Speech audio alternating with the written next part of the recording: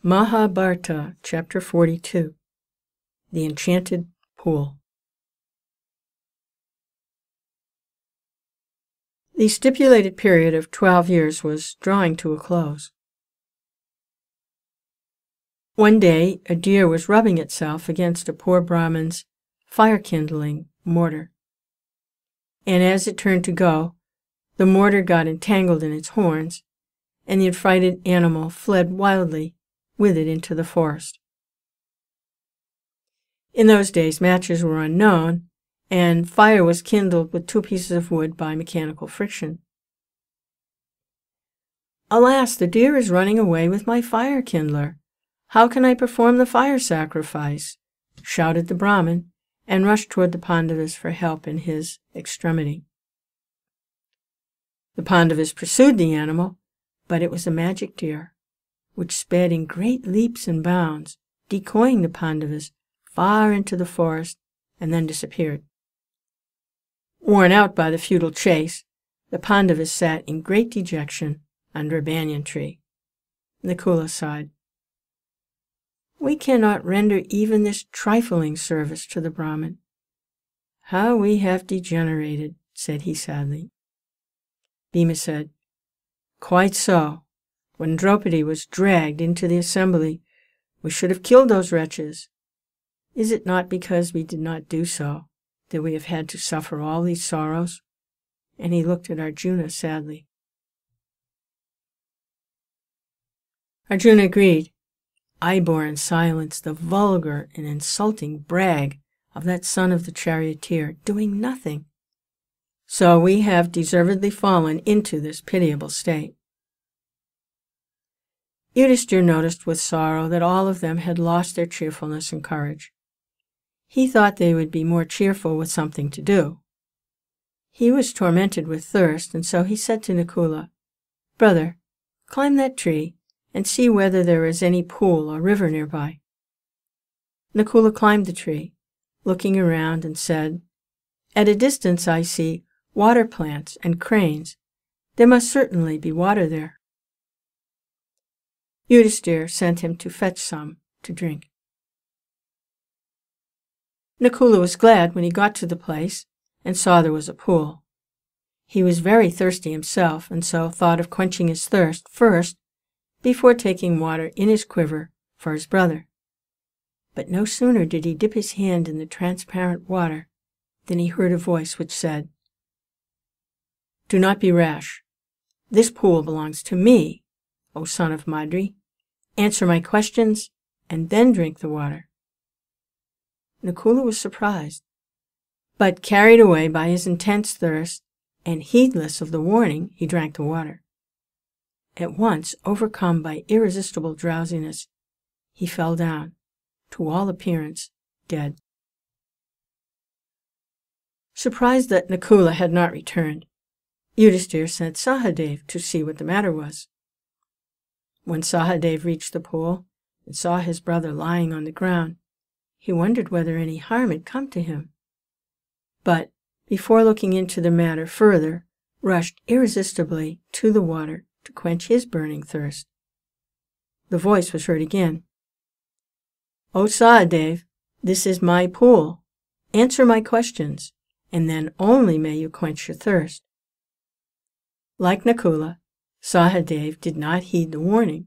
He drank the water and at once dropped down. Puzzled and worried that Sahadev also did not return, Yudhisthira sent Arjuna to see whether the brothers had met with any danger. "And bring water," he added, for he was very thirsty. Arjuna went swiftly. He saw both his brothers lying dead near the pool. He was shocked at the sight, and felt that they must have been killed by some lurking foe. Though heartbroken with grief, and burning with the desire for revenge, he felt all feelings submerged in a monstrous thirst, which irresistibly impelled him to the fatal pool. Again a voice was heard. "Answer the questions before you drink water. This pool is mine. If you disobey me, you will follow your brothers." Arjuna's anger knew no bounds. He cried, "Who are you? Come and stand before me, and I will kill you." And he shot keen-edged arrows in the direction of the voice. The invisible being laughed in scorn. "Your arrows do but wound the air. Answer my questions, then you can satisfy your thirst. If you drink the water without doing so, you will die." Greatly vexed, Arjuna made up his mind to seek out and grapple with this elusive foe. But first he had to quench his terrible thirst. Yes, thirst was the enemy he must kill first. So he drank the water and also fell down dead. After anxious waiting, Yudhisthira turned to Bhima. "Dear brother, Arjuna, the great hero, has also not yet returned. Something terrible must have happened to our brothers, for our stars are bad. Please seek them out and be quick about it. Also bring water, for I die of thirst." Bhima, racked with anxiety, hurried away without a word. His grief and rage can be imagined when he saw his 3 brothers lying there dead. He thought, "This is certainly the work of the Yakshas. I will hunt them down and kill them. But, oh, I'm so thirsty. I shall drink water the better to fight them." And he descended into the pool. The voice shouted, "Bhima saying, beware. You may drink only after asking my questions. You will die if you disregard my words." "Who are you to dictate to me?" cried Bhima, and he drank the water avidly, glaring around in defiance. And as he did so, his great strength seemed to slip from him like a garment, and he also fell dead among his brothers. Alone, Yudhisthira wailed, full of anxiety and thirst. Have they been subjected to a curse, or are they wandering about in the forest in a vain search for water? Or have they fainted or died of thirst? Unable to bear these thoughts, and driven desperate by an overpowering thirst, he started out to look for his brothers and the pool. Yudhisthira proceeded in the direction his brothers had taken, through tracks infested with wild boar and abounding in spotted deer and huge forest birds. Presently he came upon a beautiful green meadow, girdling a pool of pellucid water, nectar to his eyes. But when he saw his brothers lying there like sacred flagpoles thrown pell-mell after a festival, unable to restrain his grief, he lifted his voice and wept. He stroked the faces of Bhima and Arjuna as they lay so still and silent there, and mourned. Was this to be the end of all our vows? Just when our exile is about to end, you have been snatched away. Even the gods have forsaken me in my misfortune. As he looked at their mighty limbs, now so helpless, he sadly wondered who could have been powerful enough to kill them. Brokenly he rejected, "Surely my heart must be made of steel, not to break, even after seeing Nakula and Sahadev dead. For what purpose should I continue to live in this world?" Then a sense of mystery overcame him, for this could be no ordinary occurrence. The world held no warriors who could overcome his brothers. Besides, there were no wounds on their bodies which could have let out life, and their faces were faces of men who slept in peace, not of those who died in wrath. There was also no trace of the footprints of an enemy. There was surely some magic about it, or could it be a trick played by Duryodhana? Might he not have poisoned the water? Then Yudhisthira also descended into the pool, in his turn drawn to the water by a consuming thirst. At once the voice, without form, warned as before, "Your brothers died because they did not heed my words. Do not follow them. Answer my questions first, and then quench your thirst. This pool is mine." Yudhisthira knew that these words could be none other than the words of a yaksha, and guessed what had happened to his brothers. He saw a possible way of redeeming the situation. he said to the bodiless voice, "Please ask your questions." The voice put questions rapidly one after another. The yaksha asked, "What makes sun shine every day?" Yudhisthira replied, "The power of Brahman." The yaksha asked, "What rescues man in danger?" Yudhisthira replied, "Courage is man's salvation in danger." The yaksha asked, "By the study of which science does man become wise?"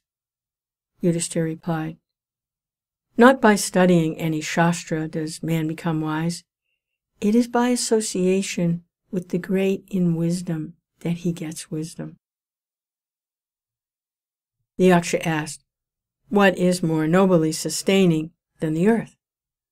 Yudhisthira replied, "The mother who brings up the children she has born is nobler and more sustaining than the earth." The yaksha asked, "What is higher than the sky?" Yudhisthira replied, "The father." The yaksha asked, "What is fleeter than the wind?" Yudhisthira replied, "Mind." The yaksha asked, "What is more blighted than withered straw?" Yudhisthira replied, "A sorrow-stricken heart." The yaksha asked, "What befriends a traveler?" Yudhisthira replied, "Learning." The yaksha asked, "Who is the friend of one who stays at home?" Yudhisthira replied, "The wife." The yaksha asked, "Who accompanies a man in death?" Yudhisthira replied, "Dharma. That alone accompanies the soul in its solitary journey after death." The yaksha asked, "Which is the biggest vessel?" Yudhisthira replied, "The earth, which contains all within itself, is the greatest vessel." The yaksha asked, "What is happiness?" Yudhisthira replied, "Happiness is the result of good conduct." The yaksha asked, "What is that, abandoning which man becomes loved by all?" Yudhisthira replied, "Pride. For abandoning that, man will be loved by all." The yaksha asked, "What is the loss which yields joy and not sorrow?" Yudhisthira replied, "Anger. Giving it up, we will no longer be subject to sorrow." The yaksha asked, "What is that by giving up which man becomes rich?" Yudhisthira replied, "Desire. Getting rid of it, man becomes wealthy." The yaksha asked, "What makes one a real Brahmin? Is it birth, good conduct, or learning? Answer decisively." Yudhisthira replied, "Birth and learning do not make one a Brahmin. Good conduct alone does. However learned a person may be, he will not be a Brahmin if he is a slave to bad habits. Even though he may be learned in the 4 Vedas, a man of bad conduct falls to a lower class." The yaksha asked, "What is the greatest wonder in the world?" Yudhisthira replied, "Every day, men see creatures depart to Yama's abode,